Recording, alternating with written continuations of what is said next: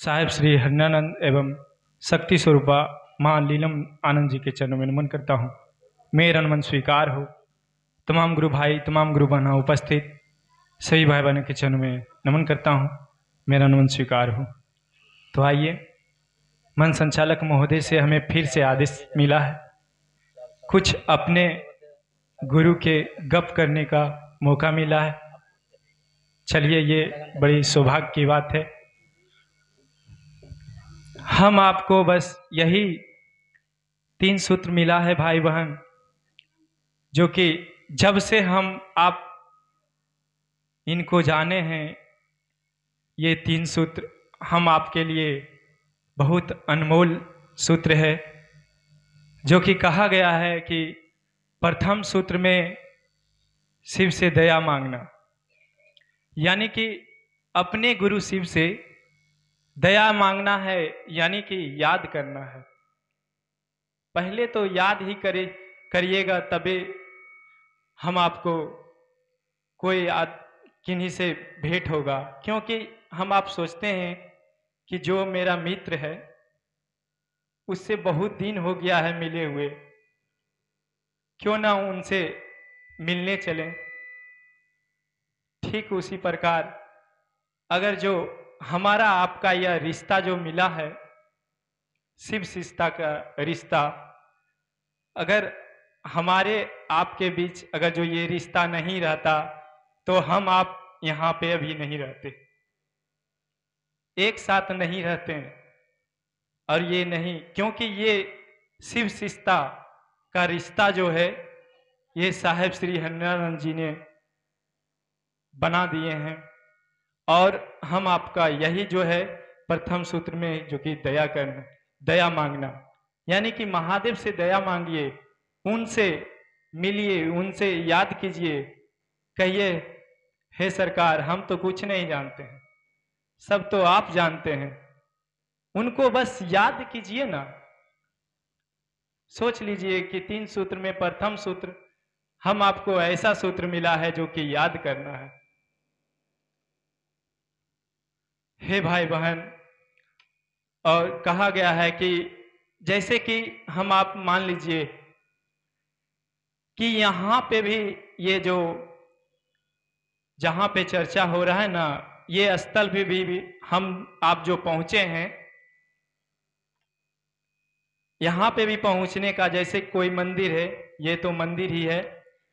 कोई भी मंदिर पहले आप जाइएगा तो वहां पे आपको सीढ़ियां की जरूरत पड़ती है। क्योंकि अभी बहन बोल रही थी ना कि हम आपको यह 3 सूत्र मिला है, यही 3 सूत्र का जो है मंजिल है, और हम आप इस पर खड़े उतरे। ठीक उसी प्रकार हम आपको जो ये कोई मंदिर में जाते हैं तो सीढ़ियां चढ़ते हैं ना, और मंजिल मेरा वो नहीं रहता है, सीढ़ियां नहीं रहता है, मंजिल उससे ऊपर रहता है। तो पहले वो जो सीढ़ियां रहता है उनको पहले हम प्रणाम करते हैं। क्यों? क्योंकि वो हमारा प्रथम रास्ता है, जो कि वो सीढ़ी से हम आप उस महादेव की प्रति वहां तक पहुंच गए हैं, उन गुरु तक, उस मंदिर में प्रवेश कर गए हैं। ठीक उसी प्रकार हम आपको ये जो 3 सीढ़ी मिला है ना, ये भी वही सीढ़ी है जो कि हम आप एक दिन मंजिल तक पहुंच जाएंगे। और दूसरा सूत्र में क्या है? दूसरा सूत्र में है चर्चा, यानी कि गुरु का गप। हम आप जब अकेले रहेंगे तो गुरु का गप नहीं हो पाएगा। कहीं पे अगर जो भाई बहन मिले हैं वहां पे गुरु का गप करना है। कहीं रास्ते में या कहीं चलते चलते कहीं भी मिल गए हैं तो उनसे गप करना है कि हे भाई बहन, ये गुरु जो है ना बड़े कमाल के हैं, बस आप करके देखिए। ये 3 सूत्र जो है ना बहुत कमाल का है, हम तो किए हैं, कुछ अनुभव मिला है, आप करके देखिए, जीवन सुधर जाएगा। क्योंकि भाई बहन, हम आपको ये जो वृक्ष का पेड़ जो दिख रहा है ना, इससे जो भी पत्ता, एक एक पत्ता है ना, उसमें भी शिव शिष्य का वास है। यानी कि कहा गया है भाई बहन, वो जो पत्ता सूख के जब नीचे गिरता है ना, तो कहता है भाई बहन कि उस पत्ते पर भी पैर अदब से रखना, क्योंकि उसने भी तुम्हें पनाह दिया है। क्योंकि भाई बहन, जब हम आप कहीं से थक थक के चले आते हैं तो देखते हैं पूरा धूप, अभी तो ठंडा के मौसम है तो धूप बहुत अच्छा लगता है ना। और जब पूरा गर्मी रहता है ना, तब वहां से जो है धूप जब लगता है ना, तो हम आपको वही छांव, यानी कि पीपल, कोई वृक्ष हो, उसी के नीचे में रहते हैं। तो इसीलिए कहा गया कि उस पत्ते पर भी पैर जो है अदब से रखना, क्योंकि उसने भी तुम्हें पनाह दिया है, उसने भी तुम्हें छाह दिया है। सोच लीजिए भाई बहन, जो एक पत्ता वो सूख के नीचे गिर गया है, वो भी जो है हम आपको एक जो है सहारा दिया है। इसलिए एक एक पल, एक एक पैर जो है हम लोग को बड़ा अदब से रखना है, बहुत संभल के चलना है। क्योंकि कहा गया है कि बुरा जो देखन मैं चला, बुरा न मिली है कोई, और जो दिल खोजा आपनो, मुझसे बुरा ना कोई।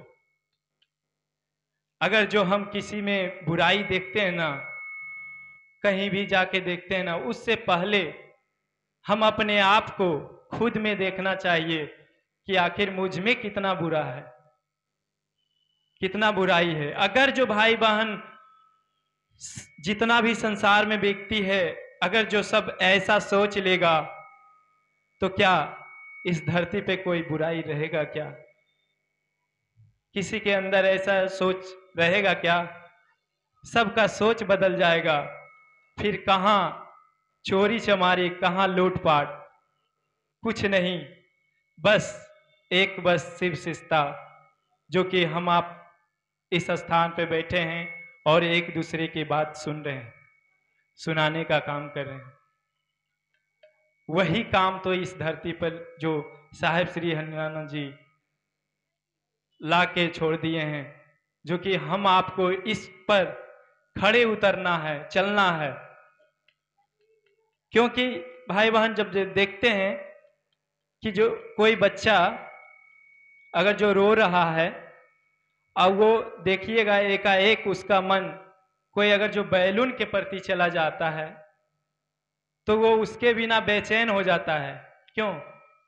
क्योंकि उसका जो नजर है, उसका लगाव उस बैलून पर चला गया है कि वो हमको चाहिए, और वो रो के पूरा प्रयास लगा देता है कि हमको वो चाहिए। सोच लीजिए, एक बच्चा में वो ऊर्जा है जो कि एक बैलून के चलते वो पूरा प्रयास करता है, पूरा रोता है, और आखिर में हम आप माँ बाप उसको जाके दिला ही देते हैं।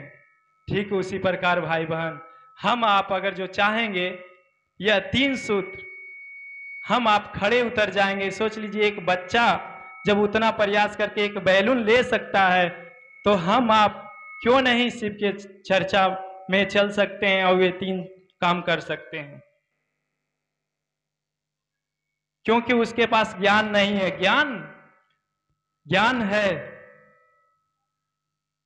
और हम आपके पास तो बहुत सा जानकार भी हैं।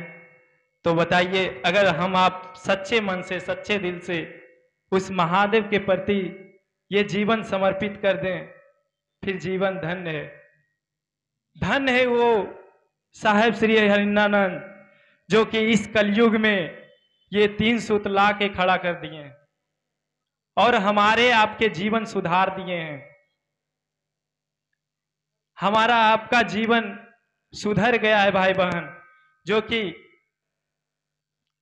हम आपका जो मोड़ है ना, बहुत सा मोड़ है, और जो कि ये 3 सूत्र का जो मोड़ है ना, इस मोड़ पे अगर जो हम आप खड़े उतर जाएंगे ना, जीवन धन्य हो जाएगा। और तीसरा सूत्र में जो है 108 बार नमः शिवाय से प्रणाम करना। जो कि पंचाक्षरी मंत्र द्वारा इनको उच्चारण किया जाता है। हे भाई बहन,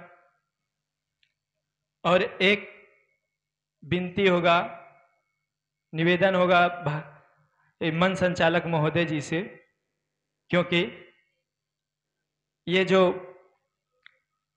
मन संचालक का जो कार्य होता है, ये गुरु कार्य, मन संचालक जो होता है ना, उनमें गुरु का वास होता है। और ये मेरा निवेदन होगा कि जब भी कोई गुरु कार्य करें तो आप इस मंच छोड़ के नहीं जाएं। वैसा कारण बस कोई इमरजेंसी है तो आप जा सकते हैं, लेकिन ये मंच जो है गुरु का मंच है, उन्हीं का सहारा पे ये चलता है। अगर जो कोई स्कूल में अगर जो टीचर ही ना रहे तो बताइए बच्चा रह पाएगा? विद्यार्थी, वो जो विद्यार्थी है ना, सब निकल जाएगा, क्योंकि गुरु ही नहीं है।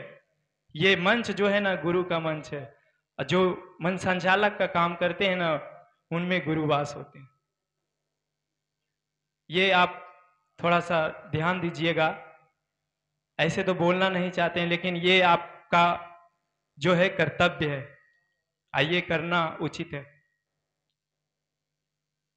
और ज्यादा नहीं कहना चाहूंगा, इसी चैन शब्दों के साथ मैं अपनी वाणी को विराम देते हुए सभी भाई बहनों के चरणों में नमन, मेरा नमन स्वीकार।